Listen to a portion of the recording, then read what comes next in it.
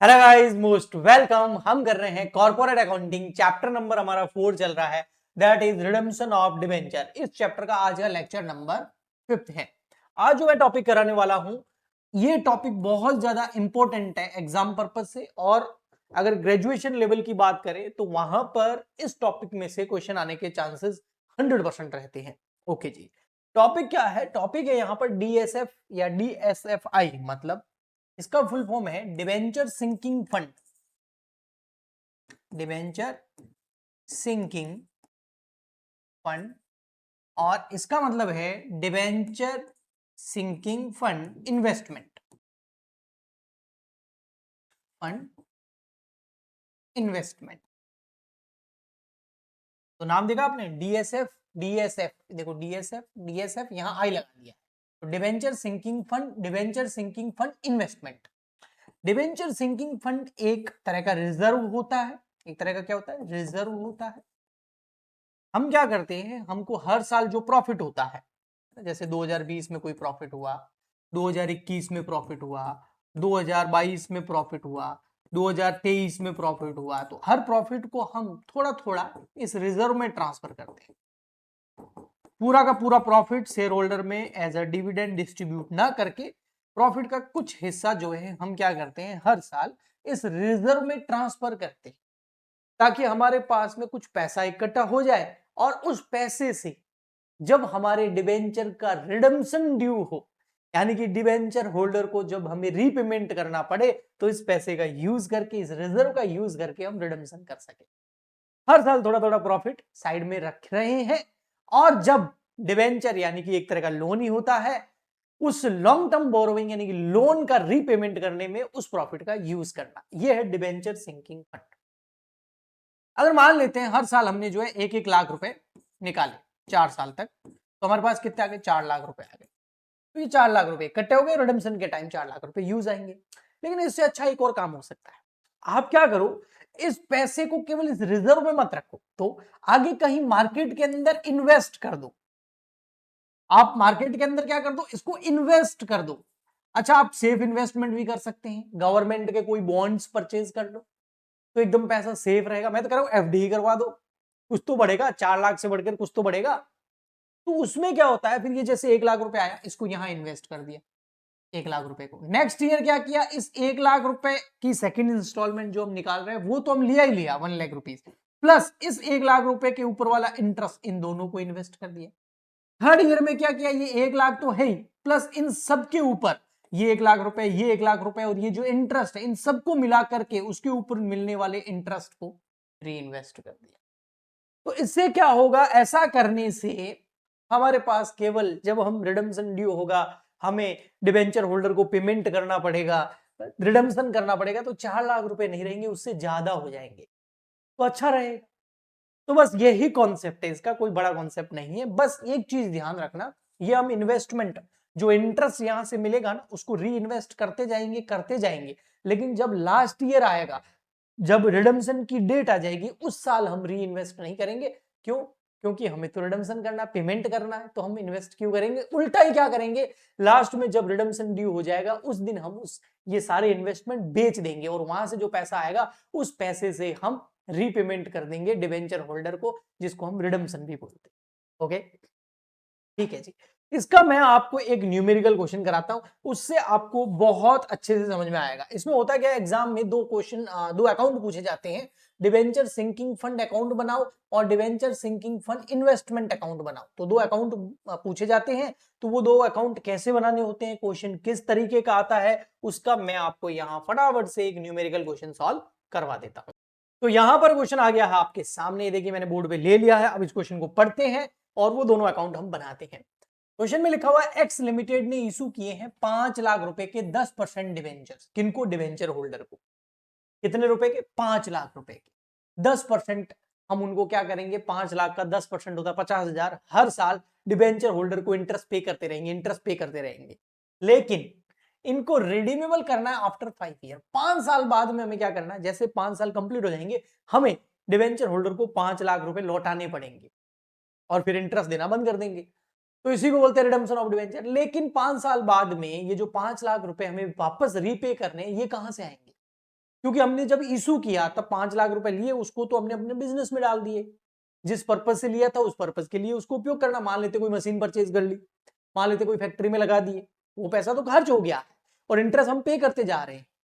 लेकिन एक दिन यानी कि 5 ईयर बाद में जब ये 5 लाख रुपए लौटाने होंगे तो ये कहां से आएंगे? तो उसके लिए हम प्रॉफिट में से कुछ ऐसा सेट असाइड करेंगे, साइड में रखते रहेंगे और उसको इन्वेस्ट भी करते रहेंगे, उससे मिलने वाले इंटरेस्ट को भी री इन्वेस्ट करते रहेंगे, ताकि अच्छा खासा पैसा हो जाए हमारे पास 5 साल बाद में, और 5 साल बाद में हम 5 लाख रुपए का जो रीपेमेंट करेंगे उसमें हमको प्रॉब्लम ना हो। ओके जी, उसके लिए कंपनी ने क्या डिसाइड किया, क्रिएट करो डिबेंचर सिंकिंग फंड अकाउंट, जिसको हम DSF account. Every year the company set aside 90,000, हर साल कंपनी कितना रखेगी? 90,000, 5 साल तक 90,000 रुपए रखेगी। ठीक है जी, okay. Invested in 10% government securities. देखो ये 10% अलग है, ये जो इंटरेस्ट है ना ये हमें पे करना है, ये कंपनी के लिए एक्सपेंस है। और ये बताए क्या है, ये 10% जो गवर्नमेंट सिक्योरिटीज में कंपनी इन्वेस्ट करेगी उसके ऊपर कंपनी को यहाँ पर 10% रिटर्न मिलेगा, तो कंपनी के लिए एक तरह की इनकम है, दोनों अलग चीजें। Okay, eight the end of 5 year, 5 साल बाद में क्या करेंगे, कंपनी जो है इन्वेस्टमेंट बेच देगी कितने में? 5 लाख रुपए। ओके जी, आपको क्या करना है, डिबेंचर सिंकिंग फंड अकाउंट और debenture sinking fund investment account बनाना है 5 ईयर के लिए। हमारा जो ये इशू वगैरह किए हैं, ये मान लेते हमने किए हैं 1 अप्रैल 2020 को, तो हमारे 5 साल हो जाएंगे 20 21 21 22 22 23 23 24 24 25। ओके जी, ठीक। आइए मैं अकाउंट बनाता हूं, उससे आपको और बेहतर क्लियर हो जाएगा। बहुत सिंपल है, आप आराम से कर सकते हो, बस छोटे छोटे लॉजिक्स हैं जो आपको लगाने हो। सबसे पहले मैं आपको यहां पर डिबेंचर सिंकिंग फंड अकाउंट बनवा देता हूं। ओके, डेट का कॉलम बनाना ही पड़ेगा आपको। ये है हमारा डिबेंचर सिंकिंग फंड अकाउंट, ये हो गया यहाँ पर डेबिट, यहां हो गया क्रेडिट, यहां हो जाएगा आपका date, particular rupees, date, particular rupees. बिना स्किप किए हुए अगर आराम से देखोगे ना बहुत अच्छे से समझ में आएगा। ठीक है, अब देखो भैया, ये डिबेंचर सिंकिंग फंड अकाउंट मैंने आपको क्या बोला था, ये देखो क्या बोला था, ये एक तरह का रिजर्व है, ये लायबिलिटी है, और लायबिलिटी हमेशा क्या होती है? क्रेडिट होती है, तो इसका हमेशा जो बैलेंस वगैरह ना वो क्रेडिट साइड में आएगा, ये ध्यान रखना। और इसके अलावा एक एंट्री भी कर देता हूं, हमको क्या करना है, इस डिबेंचर सिंकिंग फंड अकाउंट के अंदर हर साल प्रॉफिट ट्रांसफर करना है, हर साल प्रॉफिट ट्रांसफर करना है। हाँ, तो फर्स्ट ईयर हमारा कौन सा होगा? 1 अप्रैल 2020 को हमने डिबेंचर इशू किए थे, ये ईयर खत्म कब होगा? 31 मार्च 2021 को। तो 31 मार्च 2021 को जब क्लोजिंग होगी, हम फाइनेंशियल स्टेटमेंट बनाएंगे, पूरे साल का हिसाब किताब करेंगे, तो हमें पता चलेगा कि प्रॉफिट कितना हुआ है। उस प्रॉफिट में से 90,000 रुपए, ये देखो 90,000 रुपीज हमें इस फंड में, इस रिजर्व में ट्रांसफर करने। तो एंट्री क्या होगी? पीएनएल अकाउंट होगा डेबिट, और ये फंड क्या हो जाएगा? क्रेडिट, क्योंकि ये रिजर्व है, रिजर्व एक लायबिलिटी होती है, और रिजर्व में अगर पैसा डालते हैं तो लायबिलिटी बढ़ती है, तो क्रेडिट करो। तो एंट्री क्या होती है? सिंपल, पीएनएल अकाउंट डेबिट क्यों करना है? क्योंकि पीएनएल से पैसा निकाल रहे हैं और कहां ट्रांसफर कर रहे हैं? फंड के अंदर। तो PNL account, statement of PNL account debit to sinking debenture sinking fund account. तो इसमें जब हम ये ट्रांसफर करेंगे तो यहां पर एंट्री के अंदर 31 मार्च 2021 को जब ईयर एंड होगा तो हम प्रॉफिट निकाल के यहां ट्रांसफर करेंगे बाय पीएनएल। कितना? 90,000। अब एंट्री बना के देख लो, PNL account debit to debenture sinking fund account. देखो debenture sinking fund account credit हो गया। ओके, और पीएनएल में इसको दिखाओगे तो पीएनएल अकाउंट डेबिट होगा। वैसे कंपनी स्टेटमेंट ऑफ पीएनएल बनाती है तो उसमें डेबिट क्रेडिट का सवाल रहता नहीं। ओके जी, अब क्या होगा? ये ईयर एंड हो गया, हाँ जी, तो इस साल तो कोई इंटरेस्ट वगैरह मिलेगा नहीं, तो यहां आ जाएगा to balance BD. Sir year end पे ही आपने क्यों पीएनएल में ट्रांसफर किया? हमने डिवेंचर इशू तो 1 अप्रैल 2020 में ही कर दिए थे, क्योंकि बेटा हमें प्रॉफिट कब होता है, किसी भी कंपनी के प्रॉफिट कितना हुआ है उसकी गणना कब की जाती है? ईयर एंड पर। 1 अप्रैल 2020 को हम डिवेंचर इशू कर रहे हैं, वो वाला ईयर खत्म कब होगा? 31 मार्च 2021 को। 31 मार्च 2021 को जब statement of PNL balance sheet बनाते हैं, फाइनेंशियल स्टेटमेंट बनाते हैं, फाइनल अकाउंट्स बनाते हैं, तब पता चलता है ना तब प्रॉफिट हुआ, उस प्रॉफिट में से 90,000 यहां ट्रांसफर कर। अब ये जो है यहां पर ये टू बैलेंस सीडी है, सॉरी, ये नेक्स्ट ईयर क्या हो जाएगा? बीडी। नेक्स्ट ईयर क्या होगा हमारा? ये था हमारा 2020-21, तो नेक्स्ट ईयर होगा हमारा 21-22। तो 1 अप्रैल 2021 को अगला साल स्टार्ट होगा और ये बैलेंस हमारे पास पहले कितना पड़ा है, 90,000 रुपए पहले से ही पड़े हैं, पिछले साल के जो पीएनएल से लिए थे। अब यहां पर 1 अप्रैल 2021 वाला ईयर एंड कब होगा, 31 मार्च 2022 को। देखो ये वाला साल है ना, ये है 20-21, अभी जो मैं करा रहा हूं ये है 21-22। ओके जी, तो यहां पर और पैसा हम कहां से निकालेंगे। अच्छा, सबसे पहले तो हमें इसके ऊपर क्या मिलेगा, इंटरेस्ट। भले यहां से यहां गिन लो, पूरा 1 साल हो गया, तो 1 साल का हमको क्या मिलेगा, इंटरेस्ट मिलेगा। तो 90,000 का आप अगर 10% करोगे, सर इंटरेस्ट मिलेगा कितना, 10% ही मिलेगा। ये देखो, ये देखो 90,000 का कितना, 10% इंटरेस्ट मिलेगा। 90,000 का नहीं, सॉरी 10% इंटरेस्ट मिलेगा। और अभी तक हमारा जो इन्वेस्टमेंट है, इन्वेस्टमेंट तो नहीं, जो हमने रिजर्व रखा है वो कितना है, 90,000 ही है। तो उसके ऊपर हम इन्वेस्ट करेंगे तो हमें इंटरेस्ट कितना मिलेगा, 9,000 रुपए। वो 9,000 यहाँ। अब देखो हमारे पास यहाँ पर टोटल कितना हो गया, 99,000। और 31 मार्च 2022 की एक और इंस्टॉलमेंट आएगी। हर साल 90,000 रुपए तो निकालने ही है, ये वो है सेकंड वाली। ये तो पिछले साल के पैसे जो हमारे फंड में पड़े उसके ऊपर इतना इंटरेस्ट मिल गया, और इस साल 90,000 रुपए और निकाल दिए, तो टोटल हो गए हमारे पास 180 और 189। ये बैलेंस है। ये बैलेंस आ गया हमारे पास 31 मार्च 2022 को, to balance CD closing balance. Balancing figure में आया 189। ये टोटल कर दो। अब ये जो बैलेंस सीडी है, नेक्स्ट ईयर कौन सा हमारा, 22-23 में ओपनिंग बैलेंस बन जाएगा। तो यहां आ जाएगा 1 अप्रैल 2022 को नया साल स्टार्ट हो रहा है, बाय बैलेंस बीडी कितना हो जाएगा, 1,89,000। अब इसके ऊपर क्या मिलेगा हमें, 31 मार्च 2023, 22-23 है ना ये, 22-23। तो इस दिन हमें इसके ऊपर क्या मिलेगा, इंटरेस्ट मिलेगा। इंटरेस्ट किस पे मिलेगा, 189 पे मिलेगा। तो 189 का 10% कर लो, तो ये हो जाएगा 18,900 रुपए। अच्छा, इस साल की इंस्टॉलमेंट और है 31 मार्च 2023 की। इस साल जो प्रॉफिट होगा उसमें से कितने ट्रांसफर करने, 90,000 क्वेश्चन ने बोल रखा है, 90,000। अब हमारे पास टोटल पैसे कितने हो गए, आइए कैलकुलेट कर लेते हैं। 189 प्लस 18,900 प्लस 90,000 इस साल के प्रॉफिट के जो हमने सेट असाइड किए हैं, तो 297,900। ये इस साल हमारा फंड का बैलेंस हो गया। इतने पैसे पड़े हैं हमारे पास में with interest to balance sheet, 297,900। अब ये जो टोटल फंड है, ये नेक्स्ट ईयर का ओपनिंग बैलेंस बन जाएगा। नेक्स्ट ईयर हमारा कौन सा होगा, 23-24, है ना। तो हम यहां पर नेक्स्ट ईयर स्टार्ट होगा 1 अप्रैल 2023 को, तो यहां आ जाएगा बाय बैलेंस बीडी कितना, 297,900। ये टोटल नहीं है, ये वाला बैलेंस है, ठीक है, ये यहां ट्रांसफर हो रहा है। अब इसके ऊपर हमें फिर क्या मिलेगा, इसके ऊपर भी इंटरेस्ट मिलेगा 31 मार्च 2024 को, ना। ये फर्स्ट ईयर, ये सेकंड ईयर, ये थर्ड ईयर, ये फोर्थ ईयर, इसके बाद एक और आएगा 5वां साल। तो यहां पर बाय इंटरेस्ट जो 297,900 है, इसका 10%, तो वो हो जाएगा 29790। और इस साल का प्रॉफिट जो 90,000 में साइड में करना है ताकि हमारे रिडम्पशन में काम आए, वो कितना, 90,000।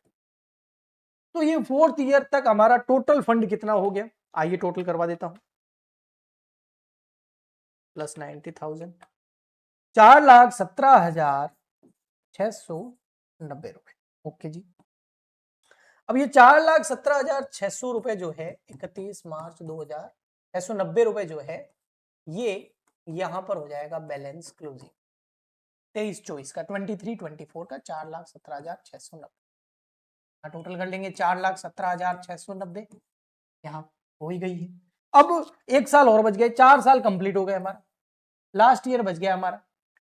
लास्ट ईयर जो है हमारा वो कौन सा बच गया सर, लास्ट ईयर हमारा बच गया है 24-25,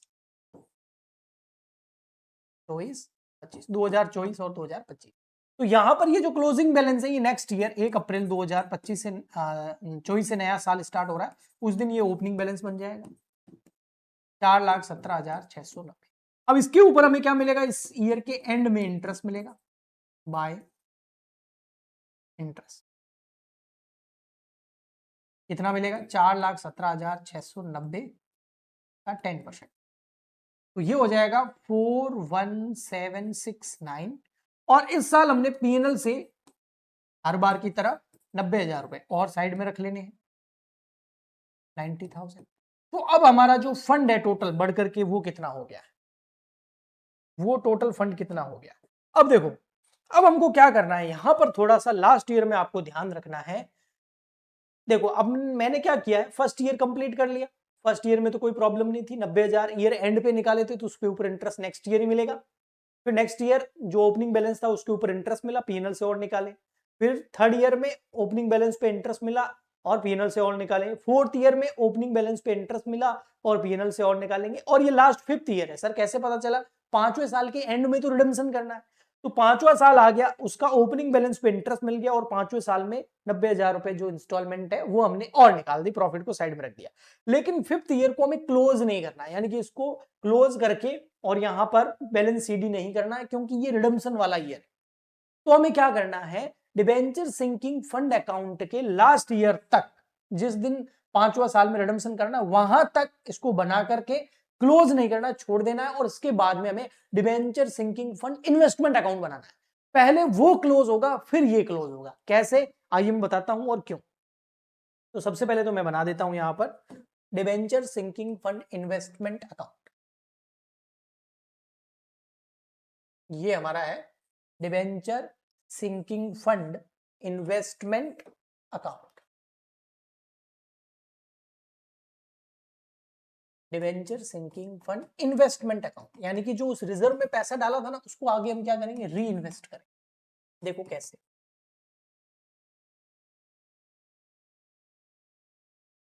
देखो जब भी हम पैसा इन्वेस्ट करेंगे तो हमारे लिए एसेट होती है। हमारे लिए क्या होती है, एसेट होती है। होती है कि नहीं होती है।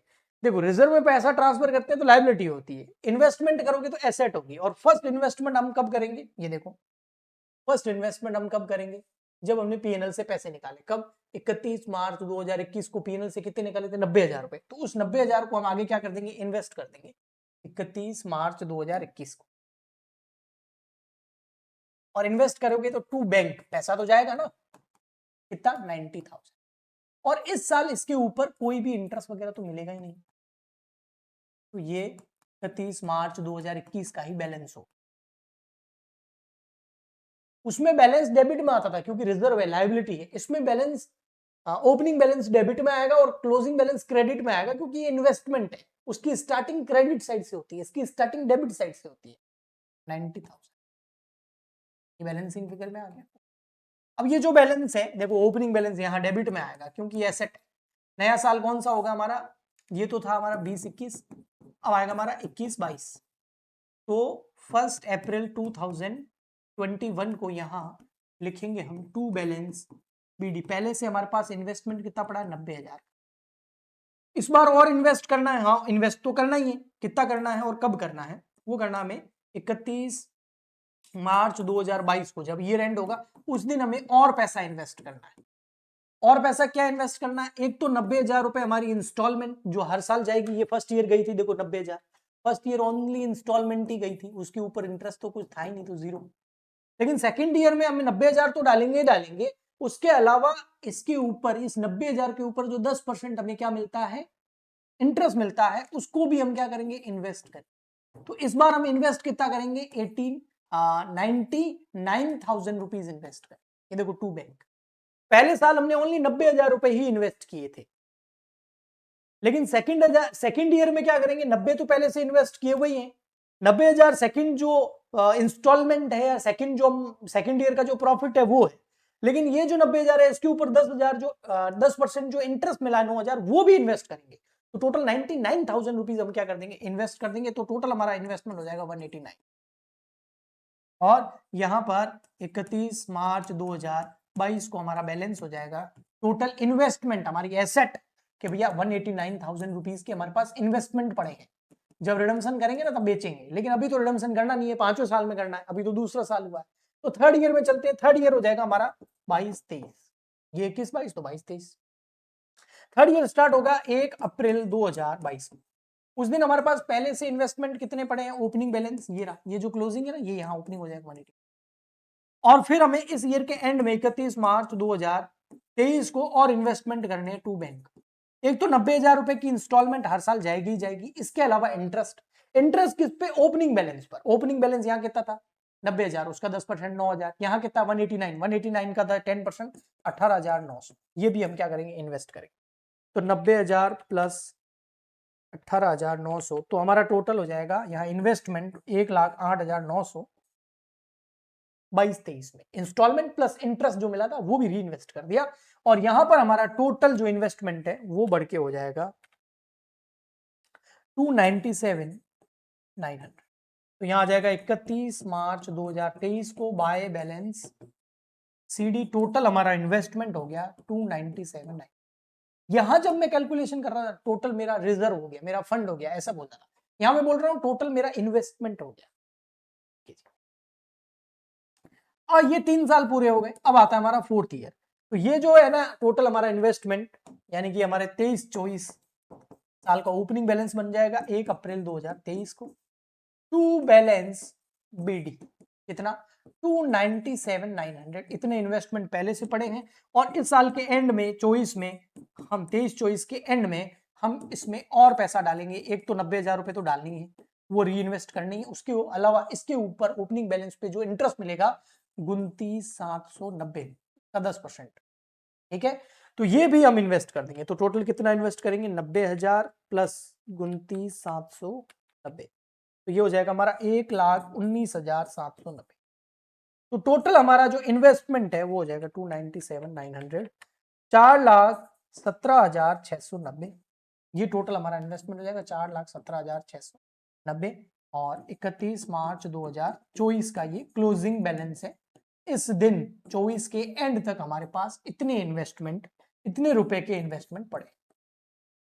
तो देखो कितने साल कंप्लीट हो गए, 1 2 3 4, और अब ये लास्ट 5वां साल है। इसको अच्छे से समझना बेटा, क्योंकि यहीं पे आके स्टूडेंट मिस्टेक करते हैं। अगर मेरी बात आप समझोगे तो मिस्टेक नहीं करोगे 100%।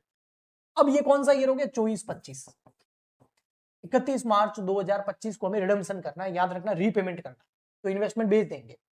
तो ये जो 31 मार्च 2024 है, इसका जो क्लोजिंग बैलेंस है वो नेक्स्ट ईयर का 1 अप्रैल 2024 से ओपनिंग बन जाएगा। तो ओपनिंग में हमारे पास में इन्वेस्टमेंट टोटल पड़े हैं 4,17,690 रुपए पड़े।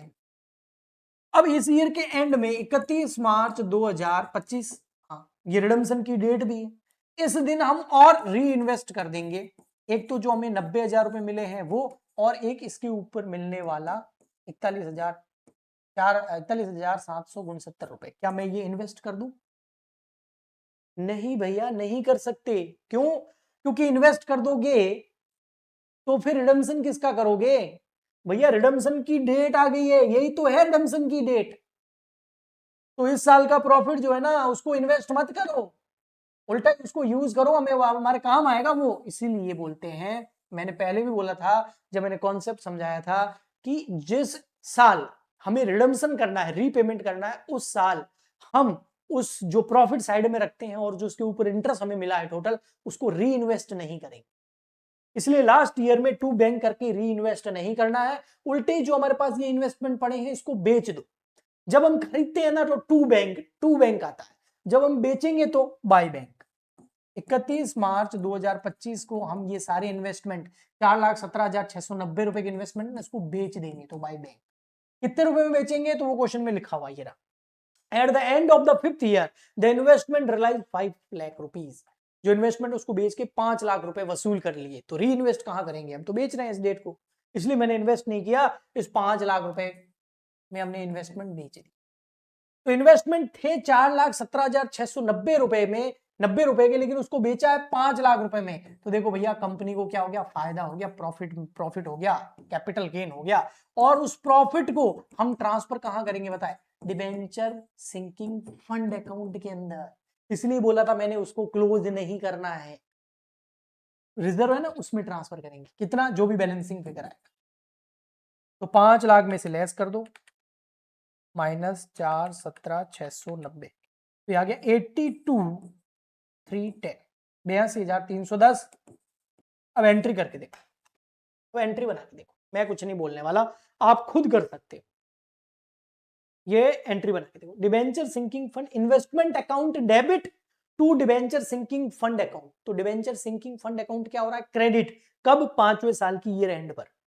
कितने से क्रेडिट हो रहा है, 82,310 रुपए से। तो इसको हम 5वें साल के एंड में क्रेडिट करेंगे यहाँ भैया, यहाँ पे 82,310 रुपए, यही है ना, 82,310 रुपए से debenture sinking fund account to credit हो रहा है, ये डेबिट हो रहा है इन्वेस्टमेंट, ये तो क्रेडिट हो रहा है ना, क्रेडिट क्यों हो रहा है, फायदा है भैया, तो यहां ट्रांसफर कर देंगे।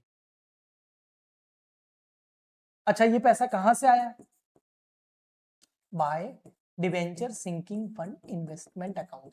एंट्री बना के लेजर पोस्टिंग करोगे तो यही होगी, डिबेंचर सिंकिंग फंड अकाउंट के क्रेडिट साइड में और debenture sinking fund investment account के डेबिट साइड। अब आप इस अकाउंट को क्लोज कर दो। अब ये देखो कितना है, 4,17,690 प्लस 41,769 प्लस 90,000 प्लस 82,310, तो ये हो गया 6,31,769।